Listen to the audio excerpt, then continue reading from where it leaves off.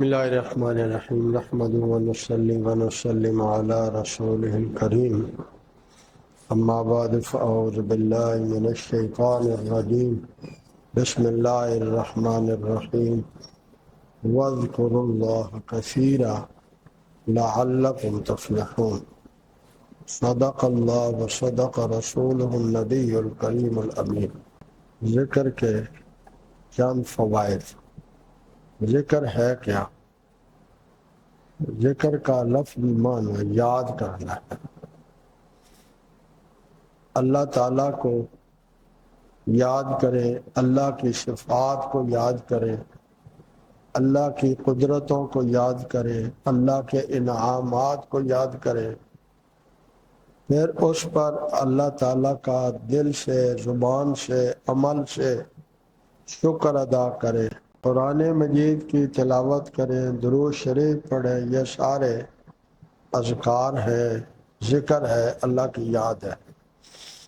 جس طرح دنیا کے سارے کام انسان کرتے کرتے کرتے اس کو مہارت ہو جاتی ہے، تو جو بندہ کثرت سے اللہ کا ذکر کرتا رہتا ہے تو پھر اس کا دل پہلے یہ زبان سے ذکر کرتا ہے، یہ جسم سے اعمال کرتا ہے، پھر اس کا دل بھی اس کی طرف راغب ہو جاتا ہے۔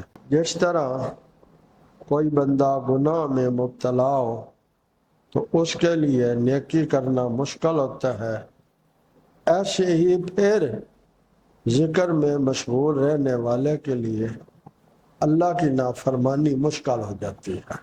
جب گناہوں میں مبتلا رہتا ہے تو اللہ کی نافرمانی اس کے لیے ایسے ہی ہے جیسے مکھی بیٹھی تھی، اس کو اڑا دیا بس۔ اور لیکن جب اللہ رب العالمین کے ذکر میں لگتا ہے اور اللہ کی یاد اس میں رچ بس جاتی ہے تو پھر وہ اس کے لیے گناہوں میں مبتلا ہونا ایسے ہے جیسے قید ہونا ہے۔ کوئی بھی بندہ قید ہونے کے لیے تیار نہیں ہے۔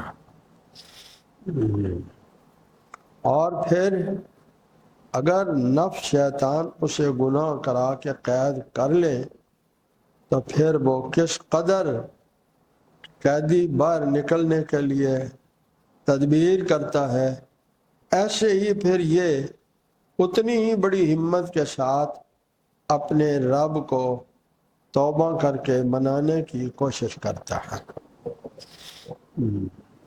انبیاء کرام علیہ السلام کے علاوہ ہر کسی سے کو نفس اور شیطان بہکا سکتے ہیں۔ فرق یہ ہے جس کے دل میں اللہ کی یاد غالب ہے وہ فوری توبہ کرے گا اور ربنا ظلمنا انفسنا وَإِن لَّمْ تَغْفِرْ لَنَا وَتَرْحَمْنَا لَنَكُونَنَّ مِنَ الْخَاسِرِينَ، اس تصور کے ساتھ کہ اگر میری توبہ نہ قبول ہوئی تو میں دنیا آخرت میں نقصان اٹھانے والا ہو جاؤں گا۔ اور اگر خدا نخواستہ اس کے اندر گناہوں کا غلبہ ہے تو پھر شیطان اس کو گناہ بھی کروائے گا اور توبہ کی طرف بھی نہیں آنے دے گا۔ اللہ اس حالت سے ہم سب کی حفاظت فرمائے۔ جب یہ مجالس سے ذکر ہوتی ہیں تو فرشتوں کی ایک جماعت وہ تلاش کر رہی ہے، جب وہ دیکھتے ہیں کچھ لوگ فرشتے وہ دوسروں کو بھی کہتے ہیں ادھر آؤ تمہارا مطلوب یہاں ہے، اور پھر حدیث میں آتا ہے چاروں طرف سے فرشتے ان کو گھیر لیتے ہیں، زمین سے آسمان تک فرشتے ہی فرشتے ہو جاتے ہیں، اور ان پر اللہ کی رحمت کا نزول ہوتا ہے اور ان پر سکینہ اترتی ہے اور ان کے گناہوں کو معاف کر دیا جاتا ہے۔ آپ نے یوں بھی فرمایا جب یہ ان کی بخشش کے فیصلے ہوتے ہیں فرشتے کہتے ہیں ایک بندہ تو کسی اپنے کام کے لیے آیا بیٹھا تھا، وہ اس مجلس کے لیے نہیں آیا تھا، تو رب العالمین فرماتے ہیں اس مجلس والے اتنے سعادت مند ہیں، ان کے پاس بیٹھنے والا بھی محروم نہیں رہے گا، تم گواہ ہو جاؤ ہم نے اس کی بھی مغفرت کا فیصلہ کر دیا۔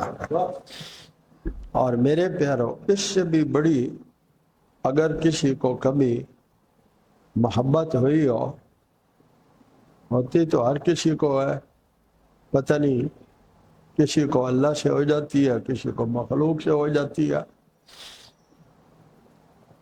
تو مخلوق سے بھی محبت ہوئی ہو تو اس کو پتہ چلتا ہے کہ اگر محبوب مجھے یاد کرے تو اس کو کتنی لذت آتی ہے، حالانکہ اس کو فائدہ کوئی نہیں، اس کو اسے فائدہ کوئی نہیں ہے، وہ خوش ہوتا ہے کہ میرے محبوب نے، میرے پیارے نے مجھے یاد کیا۔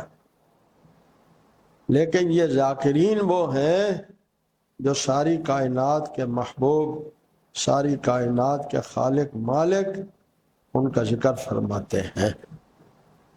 اللہ تعالیٰ اپنے پاس فرشتوں میں اس کا تذکرہ فرماتے ہیں، تو اللہ تعالیٰ ہمیں ان انعامات کو سامنے رکھ کر اس کا استحضار کرتے ہوئے ہمیں ذکر کی مستقل عادت نصیب فرما دے۔